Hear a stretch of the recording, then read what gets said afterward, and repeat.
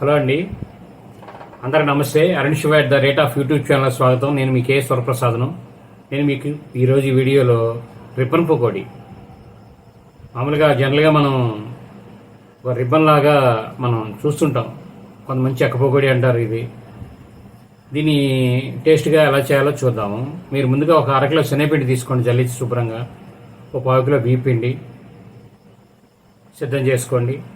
తర్వాత కారం సరిపడా, ఉప్పు, ఆయిలు, వేపుకోడానికి ఆయిలు, కలుపుకోడానికి ఆయిలు, కొద్దిగా సోడా, అవి మీరు సిద్ధం చేసుకోండి.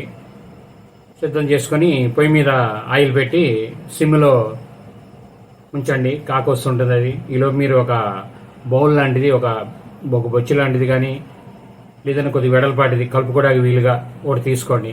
దానిలో ఈ అరకిలో శనగపిండి, 1/4 కిలో బియ్యం పిండి అందులో పోసుకోండి. పోసిన తర్వాత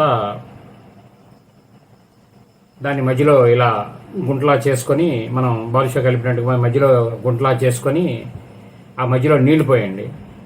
నీళ్ళు ఒక 1/2 లీటర్ నీరు పోసుకోండి. నీరు పోసి దానిలో సరిపడా సాల్ట్, మీకు 30 కిలో పిండికి సరిపడా సాల్టు, కారం మీరు ఎక్కువ తింటారు తక్కువ తింటారు కారం,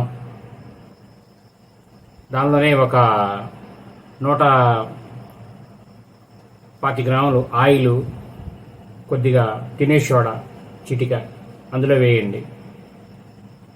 వేసి బాగా నీళ్ళలో కలపండి.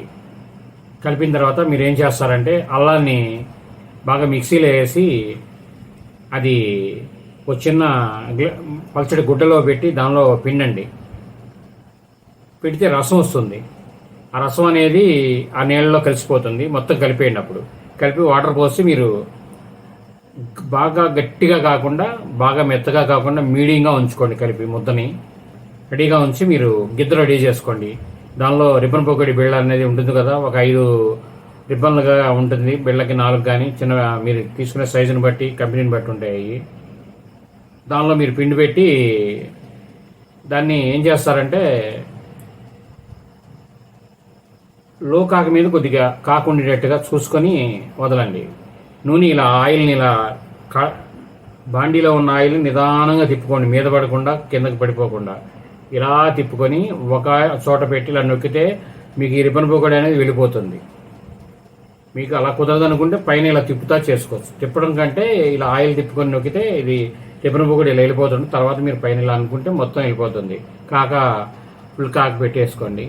పెట్టిన తర్వాత సరిపడా టెంపర్ అయిన తర్వాత దాన్ని తీసి పక్కన పెట్టుకోండి. ఇంకో వాయి కూడా సేమ్ అలాగే వదిలిన తర్వాత అది కూడా సరిపడా టెంపర్ అయిన తర్వాత అది ఇది కలిపి సమ్మైన కాకలో ఏపుకుంటూ అలాగే ఏపు రానివ్వండి. చక్కగా వేగిన తర్వాత అన్ని వైపులా కలుపుకోండి. ఒక ఇది ఉంటుంది కదా, హస్తం లాంటిది ఉంటుంది కదా, మనం జారా లాంటి చిన్న స్టీల్ది, దాన్ని బట్టి ఇలా తిరగేసుకొని నిదానంగా కళాయి కదలకుండా ఇలా తిరగేసుకుని చక్కగా వేగనివ్వండి. వేగిన తర్వాత చిన్న ముక్క తీసుకుని నొక్కి చూసా టక్మని మీకు తెలుస్తుంది. ఆ పళ్ళిని ఆరబెట్టండి. చక్కగా నీట్గా ఒకటే రంగు వస్తుంది. బాగుంటుంది, టేస్ట్ ఉంటుంది. ఇది మేము రిబ్బన్ పకోడీ చేసే ప్రాసెస్ అండి.